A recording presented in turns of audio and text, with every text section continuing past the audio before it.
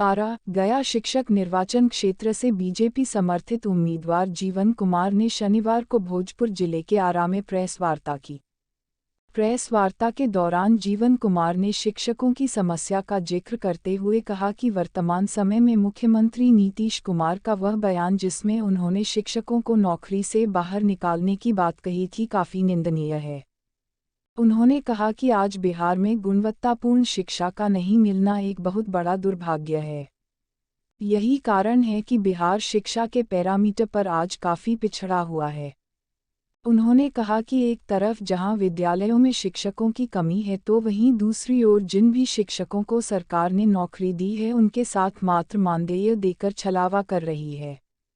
जीवन कुमार ने कहा कि आज अतिथि शिक्षकों को भी स्थायी करने की जरूरत है ताकि जिन विद्यालयों में शिक्षकों की कमी है वहां के बच्चों को गुणवत्तापूर्ण शिक्षा दी जा सके। जीवन कुमार ने कहा कि टेक्निकल एजुकेशन में व्यवस्था और स्पोर्ट का दोयम दर्जे का व्यवहार बिल्कुल निंदनीय है। उन्होंने कहा कि मैं बिहार के 8 जिलों में शिक्षकों से मिल रहा हूं और उनकी परिस्थितियों को समझ रहा हूं। 5 से जाकर देखने पर पता चलता है कि बिहार के शिक्षक आज किस तरह की बदहाली झेल रहे हैं।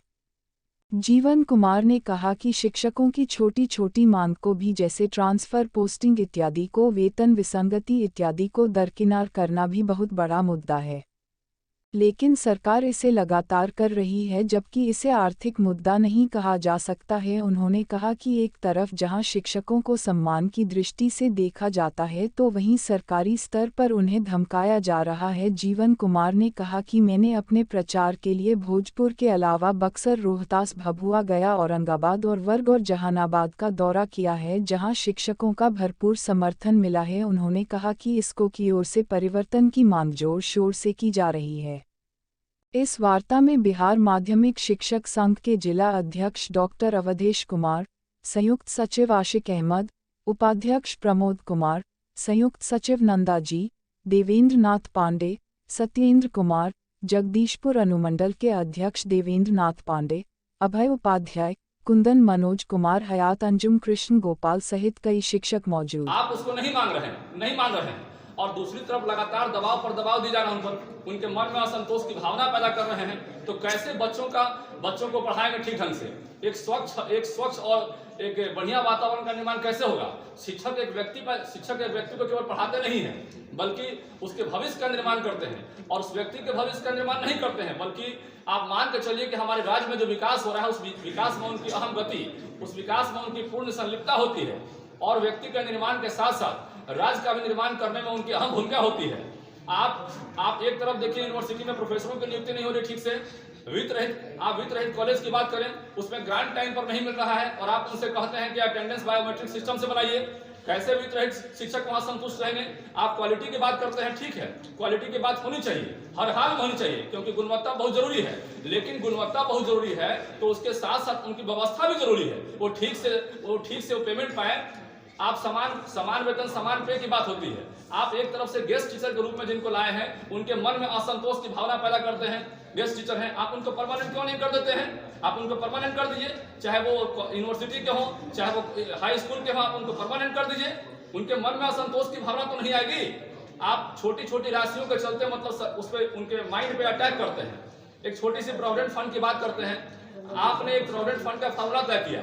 पहले शिक्षक 200 रुपया आप तय करते थे कि 200 हम उनको देंगे और शिक्षक उसके बदले में अपने पेमेंट से 200 से ज्यादा या 200 के आसपास कटवाते थे और उसका भी पीरियड, और उसके बाद एक नई पॉलिसी आपने बनाई प्रोविडेंट फंड के लिए। तो जब नई पॉलिसी बनाई तो पुरानी पॉलिसी का पैसा तो लॉक क्यों कर दिया गया? 60 साल के बाद वो पैसा देने की बात कर रहे हैं। 1 लाख रुपया करीब सारे शिक्षकों के खाते में जमा है करीब। वो बहुत बड़ा रकम होता है, आप इस बड़े रकम को लॉक कर रहे हैं।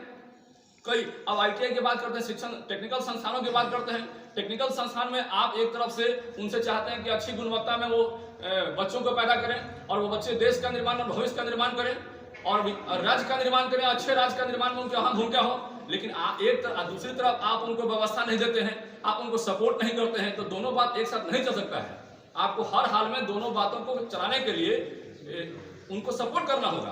दोयम दर्जे की बात नहीं किया सकती है। शिक्षकों को आप दोहरी नागरिकता के तौर पर देख रहे हैं, जैसे लग रहा है कि बिहार में प्रथम नागरिक नहीं है, वो दूसरे सेकंड सिटीजनशिप का रोल निभा रहे हैं। जब तक आप उनके मन में ये पैदा नहीं करेंगे कि फर्स्ट सिटीजनशिप का रोल निभा रहे हैं, तब तक उनमें उनके मन में सिक्योरिटी की भावना नहीं आएगी। और हर हाल में आपको सिक्योरिटी की भावना उनके अंदर पैदा करना होगा, और तभी जाकर वो अहम भूमिका निभा सकते हैं, और उसके बाद ही आपका अधिकार है कि आप क्वालिटी की बात कर सकते हैं। आप उनके मन में लगातार असंतोष की भावना पैदा कर रहे हैं, और दूसरे तरफ आप कहते हैं कि वो हर हाल में अच्छी गुणवत्ता से बच्चों को पढ़ाएं। ये कैसे हो सकता है? आप उनके पहले मन में असंतुष्टि की भावना, अनसिक्योरिटी की भावना को दूर तो कीजिए। आप उनकी कोई मांग नहीं मानते हैं। पूरे बिहार में जितना रिसोर्सेस है आपके पास, आप बजट पेश करते हैं 2,18,000 करोड़ के करीब, उसमें से छोटी सी डिमांड उनके 700-800 करोड़ की डिमांड को पूरा नहीं कर पा रहे हैं, जो बड़ी रकम नहीं है आपके लिए। आपका विभाग का बड़ा बजट है, लेकिन उस बड़े बजट में 1 से 2% की राशि यदि दे दी जाए तो वो राशि उनके लिए बड़ा कारगर साबित होगा, और पूरे बिहार की समस्याओं को दूर करने में एक बहुत अहम रोल पैदा करेगा।